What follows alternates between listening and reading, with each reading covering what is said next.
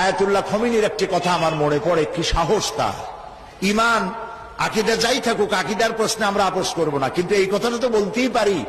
যখন আমেরিকা তাকে বলেছিল যে আমার দূতাবাস থেকে যে 56 জনকে গ্রেফতার করা হয়েছে আমেরিকান, এদেরকে ছেড়ে দাও, তা না হলে তোমার খাদ্য রসদ আমেরিকা থেকে যত সাহায্য যায় সব বন্ধ করে দেওয়া হবে। আয়াতুল্লাহ খমিনী জবাব দিয়েছিলেন আমেরিকান প্রেসিডেন্টকে, তুমি কারে খাবারের ভয় দেখাও? যেই জাতির বছরে 1 মাস না খাইয়া থাকা ফরজ, সেই জাতি তোমার খাবারের অপেক্ষা করবে।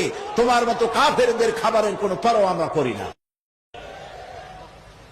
মুসলমানেরা যখন ঐক্যবদ্ধ হয়েছিলেন, আল্লাহ তাদেরকে বিজয় দান করেছিলেন। সেখানে ঠিক এমনি করে পাকিস্তানে যখন সর্বশ্রেণীর উলামায়ে কেরাম মুত্তাহিদায়ে আমল, মজলিস মুত্তাহিদায়ে আমল এ নাম করে যখন একটি সংগঠন